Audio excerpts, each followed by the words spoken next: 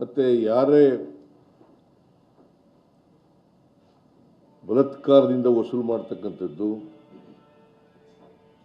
ಗೂಂಡಗಳನ್ನು ಬಳಸಿ ಮಾಡ್ತಕ್ಕಂಥದ್ದು, ಎದುರಿಸಿ ಮಾಡ್ತಕ್ಕಂಥದ್ದು,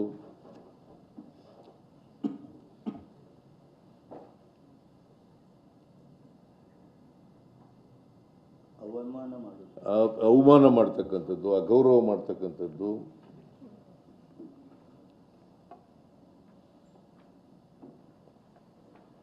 ಅಂಥ ಕಡೆ ಪೊಲೀಸ್ನವರು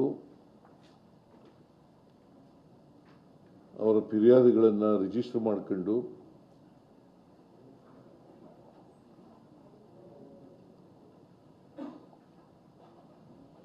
ಕಾನೂನು ರೀತಿಯ ಕ್ರಮ ತಗೊಳ್ತಕ್ಕಂಥ ಕೆಲಸವನ್ನು ಪೊಲೀಸ್ನವರು ಮಾಡಬೇಕು ಅಂತೇಳಿ ತೀರ್ಮಾನ ಮಾಡಿದ್ದೀವಿ.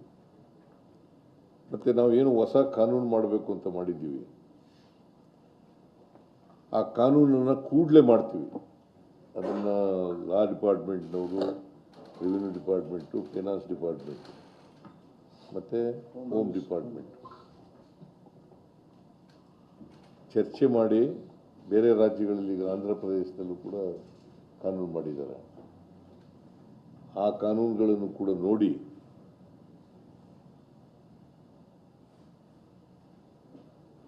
ಕೂಡಲೇ ಆ ಕಾನೂನನ್ನು ಸುಗ್ರೀವಾಜ್ಞೆ ಮೂಲಕ ಮಾಡ್ತಕ್ಕಂಥದ್ದನ್ನು ಮಾಡ್ತೀವಿ.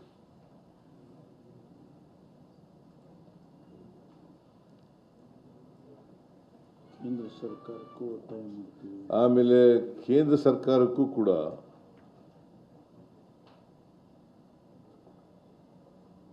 ಈ ಕಿರುಕುಳವನ್ನು ತಪ್ಪಿಸಲಿಕ್ಕೆ, ಹ್ಯಾರಾಸ್ಮೆಂಟನ್ನು ತಪ್ಪಿಸಲಿಕ್ಕೆ, ಬಾರೋಯರ್ಸು ಈಗ ಅನೇಕ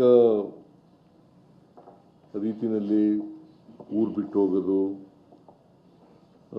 ಆತ್ಮಹತ್ಯೆ ಮಾಡ್ಕೊಳ್ತಕ್ಕಂಥದ್ದು,